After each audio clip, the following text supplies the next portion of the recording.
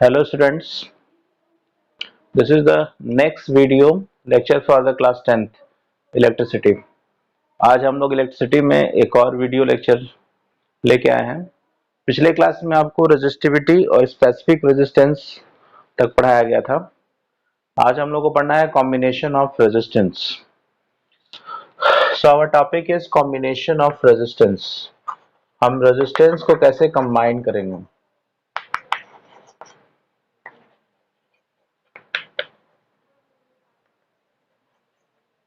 There are two methods by which we can combine. First is series combination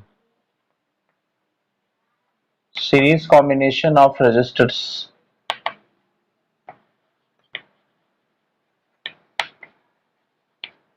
and second is parallel combination.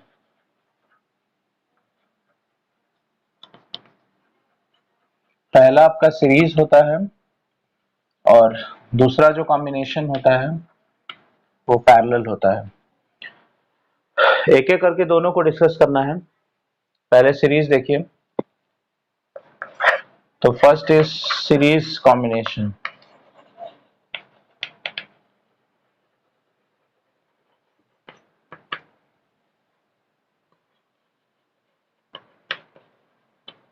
Series combination of resistors. Suppose करिए आपके पास बहुत सारे resistors हैं, जैसे मान लीजिए आपके पास ये R1 है, ये R2 और ये R3। रजिस्टर का मतलब कोई भी बच्चा ये ना समझे कि वायर को रजिस्टर कहते हैं। Anything that consumes electricity is called register. आपके घर में जितने भी अप्लायंसेज हैं सभी रेजिस्टेंस ही होते हैं, चाहे वो फैन हो, बल्ब हो, एसी हो, कूलर हो, कुछ भी, सब रजिस्टर है। सपोज करिए एक बैटरी से ये कनेक्टेड है और ये की लगी हुई है आपकी। जैसे ही आप की को ऑन करेंगे, करंट प्लस से माइनस की तरफ जाएगी। Let I be the current. Series की सबसे बड़ी पहचान होती है, कभी भी ऐसा देख करके आप स्ट्रक्चर मत समझ जाएगा कि सीरीज है कि पैरेलल है। इसको तुरंत समझने के लिए आपको करंट चेकआउट करना है। अगर सारे रेजिस्टेंस में करंट सेम होगा तो वो सीरीज होगा। जैसे यहाँ देखिए, जब यहाँ से करंट जाएगी ये आई, तो आप देख रहे हैं कि एक ही रास्ता है ये, इसके बाद दूसरा कोई रास्ता है ही नहीं है। करंट डिस्ट्रीब्यूट होने का कोई सवाल ही नहीं है, एक ही रास्ता है। तो करंट मजबूरी में सब में सेम जाएगी, इसलिए ये सीरीज है। और पोटेंशियल अलग अलग होगा, तो इसका V1 मान लीजिए, क्योंकि रेजिस्टेंस अलग अलग है तो पोटेंशियल डिफरेंस भी अलग अलग होगा। लेकिन ये जरूर होगा कि जितना ये टोटल पोटेंशियल होगा वही डिस्ट्रीब्यूट होगा V1, V2 और V3 में। Clear?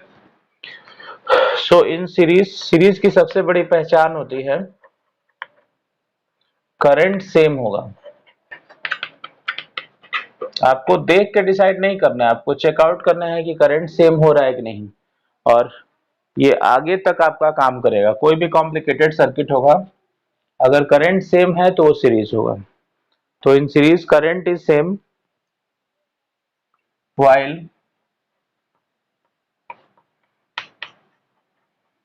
potential is different.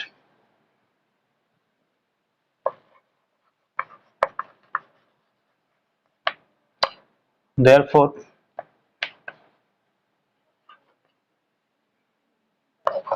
V is equal to V1 plus V2 plus V3। अब ओम्स लॉ यूज कर दीजिए।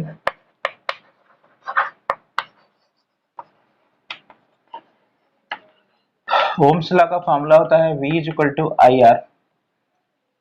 तो यहां से आप V1 निकाल लेंगे I into R1, क्योंकि करंट सेम है तो I R1 हो जाएगा, V2 हो जाएगा I R2,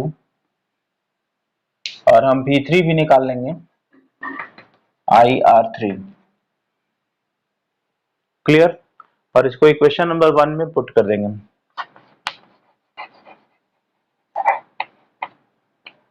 putting in equation 1,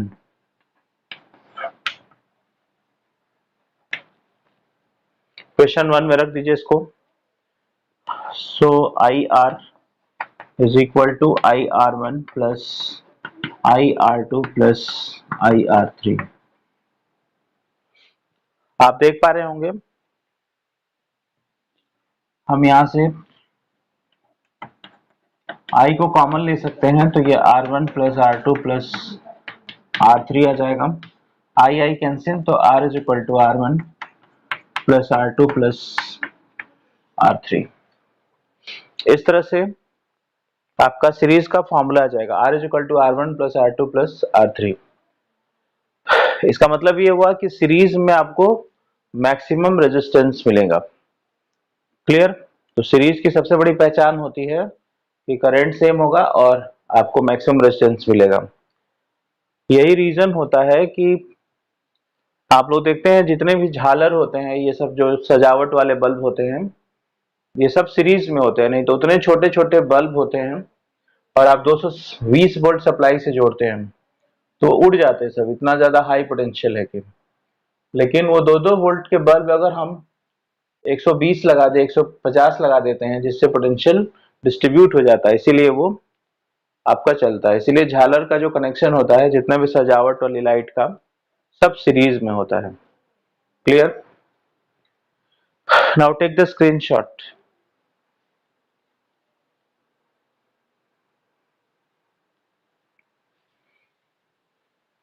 Now next topic is parallel combination.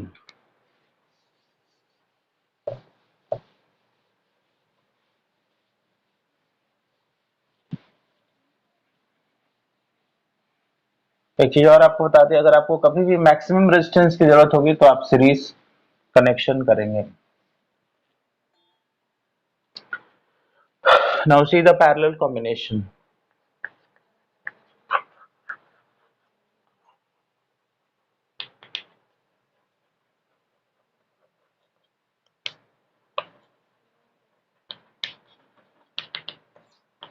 Parallel combination of resistor.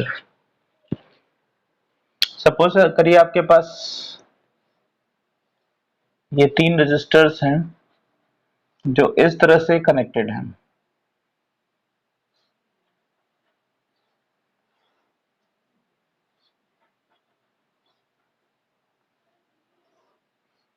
R1 मान लीजिए, इसको R2, इसको R3, and ends are connected by battery and key. Clear? इस केस में अगर करंट चलेगी यहां से प्लस से माइनस की तरफ, तो आप ध्यान दीजिए, यहां पे करंट को जाने के लिए 3 रास्ते हैं। करंट तीनों रास्तों में जा सकती है। इस तरह से दिख रहा है ना, 3 रास्ते हैं यहाँ पर। वहां पे क्या था, एक ही रास्ता था, तो इसलिए यहाँ करंट डिस्ट्रीब्यूट हो जाती है। मान लीजिए I1, I2 और I3। लेकिन सारे, चूंकि रेजिस्टेंस एक ही बैटरी से जुड़े हुए, इसलिए यहाँ पोटेंशियल सेम होता है। तो पैरेलल की पहचान होती है पोटेंशियल डिफरेंस सेम होगा लेकिन करंट डिफरेंट होगी।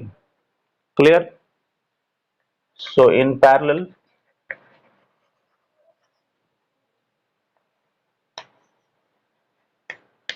current is different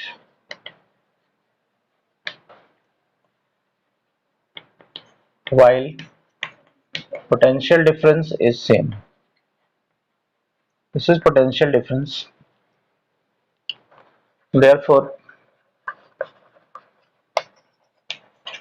by conservation of charge, जितनी करंट जा रही है वो सब इक्वल होगी I के बराबर। तो by conservation of charge I is equal to I1 plus I2 plus I3। यहां पर भी ओम्स लॉ यूज कर लीजिए। सो यूजिंग ओम्स लॉ, यहां तक किसी को कोई दिक्कत? पैरेलल में हमेशा याद रखिएगा कि करंट डिफर हो जाएगी और आपका पोटेंशियल डिफरेंस सेम होगा। ओम्स लॉ यूज करिए। V is equal to IR, so I is equal to V by R। Therefore,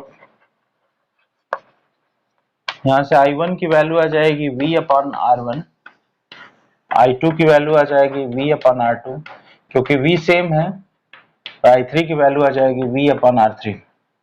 putting in 1, put कर दीजिए 1 में,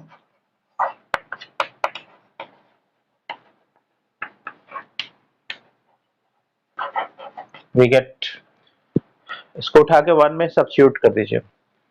सो V upon R is equal to V upon R1 plus V upon R2 plus V upon R3।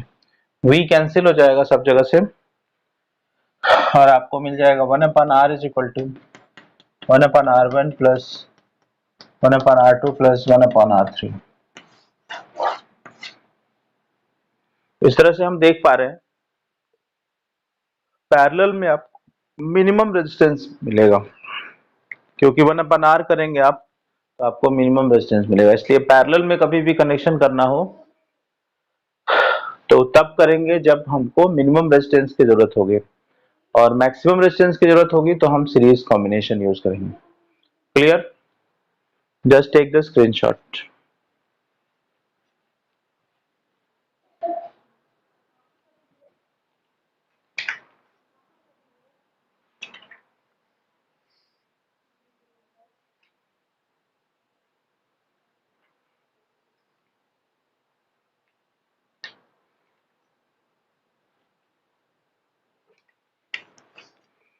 अब हम लोग कुछ इस पे questions करेंगे, न्यूमेरिकल प्रॉब्लम्स के, कैसे हम सीरीज और पैरेलल के प्रॉब्लम्स को अटेम्प्ट करते हैं।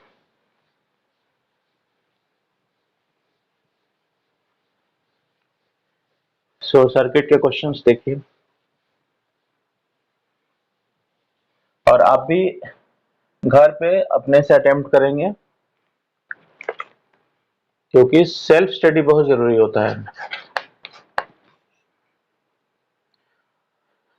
ये सपोज करिए क्वेश्चन दिया गया है इस तरह से, पूछा है यहाँ पे calculate the equivalent resistance between A and B। ये थोड़ा सा कॉम्प्लिकेटेड क्वेश्चन हम बता रहे हैं, आसान क्वेश्चन तो आप खुद ही कर लेंगे। ये क्वेश्चन इस तरह से दिया गया है,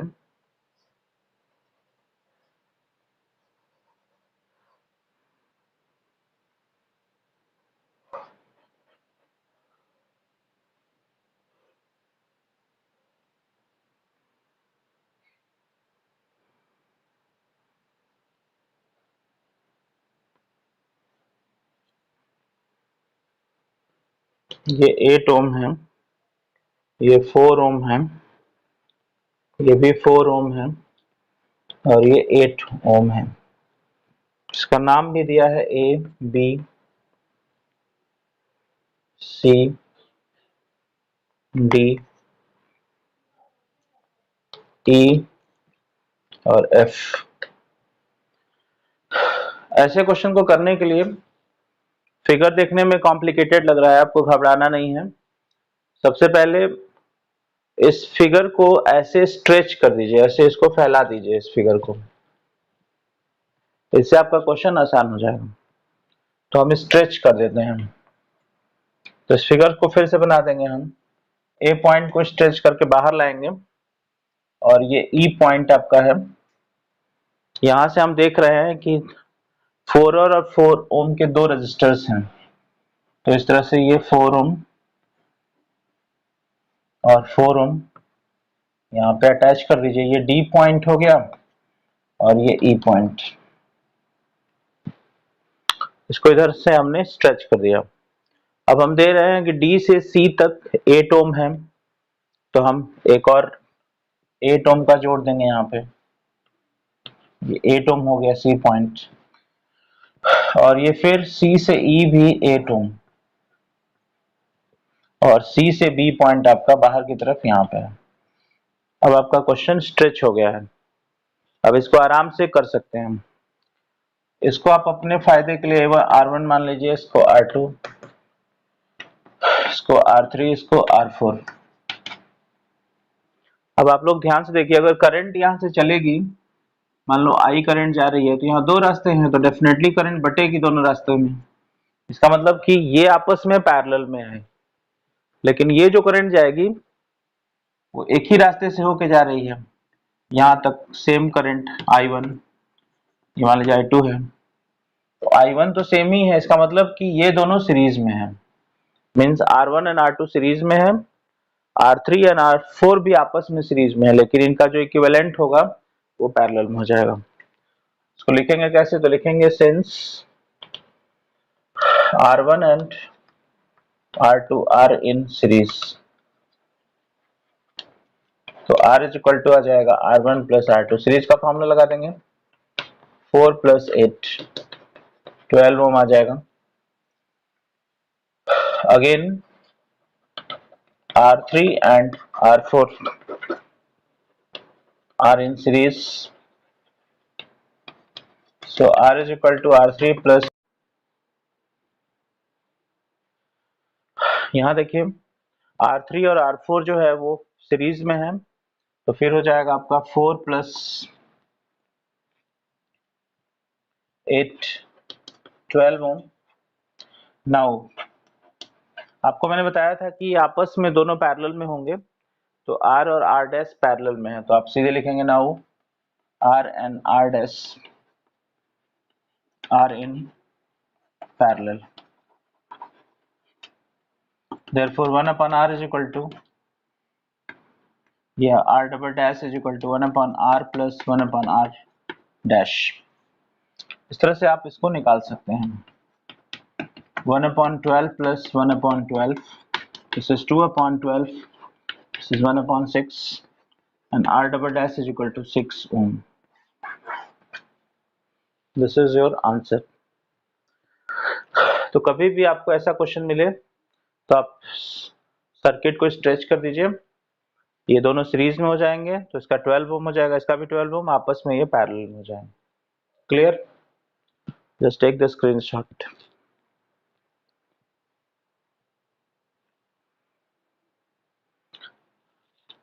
now see one more question, एक और क्वेश्चन देखते हैं।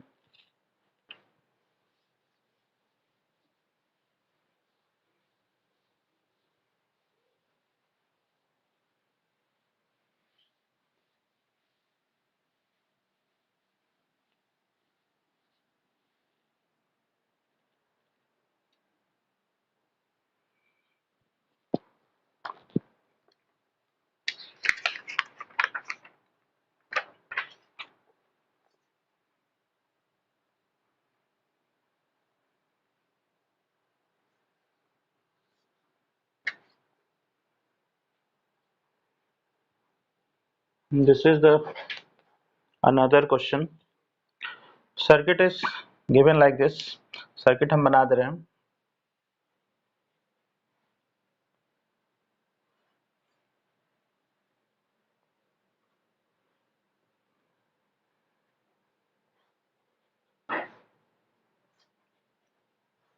आपके एनसीईआरटी में बहुत आसान क्वेश्चन रहता है, ये थोड़ा सा टफ है। ये R1 इज इक्वल टू 3 ओम है, ये R2 इज इक्वल टू 3 ओम है, ये R3 इज इक्वल टू 3 ओम है, R4 भी 3 ओम है, R5 भी 3 ओम है और R6 भी 3 ओम है। सारे रेजिस्टेंस सेम है, आपको ए और बी के बीच में इक्विवेलेंट रेजिस्टेंस निकालना है।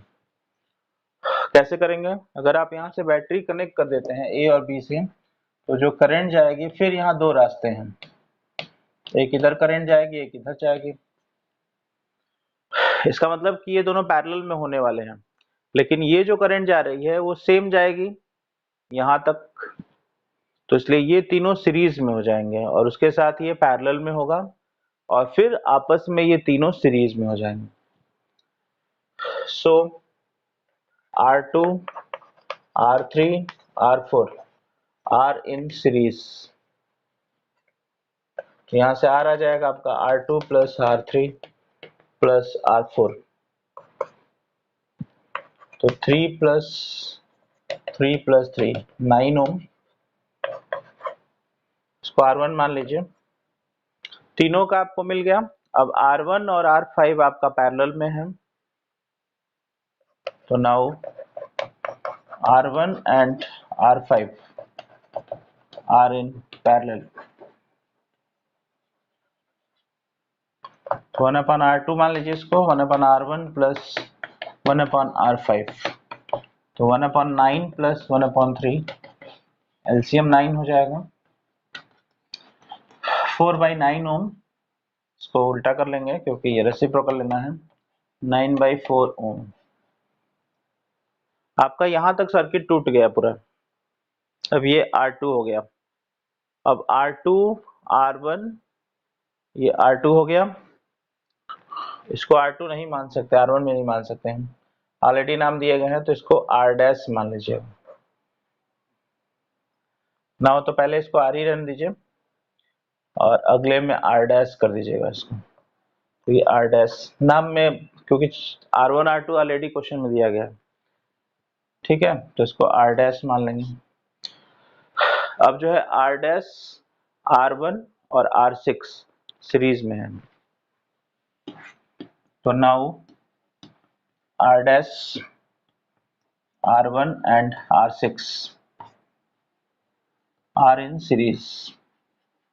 सीरीज में फॉर्मूला लगा देंगे, तो R double dash is equal to, सबको ऐड कर देना है, तो 9/4 plus 3 plus 3, take the LCM 4, 9 plus 12 plus 12, यहाँ से आपको आ जाएगा R double dash is equal to 12 और 12 आपका 24 हो जाएगा, और 9 कितना हो जाएगा 33।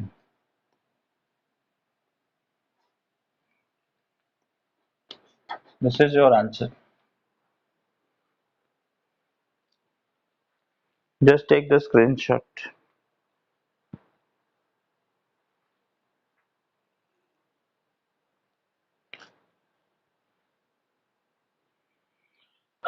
इस तरह से हम लोग सीरीज और पैरेलल के क्वेश्चन कर सकते हैं। नेक्स्ट वीडियो में हम लोग heating effect of electric current पढ़ेंगे और पावर पढ़ेंगे। तब तक के लिए thank you and subscribe the channel, share to your friend. आप इस लिंक को अपने दोस्तों में शेयर करिए, लाइक कर दीजिए और शेयर करिए।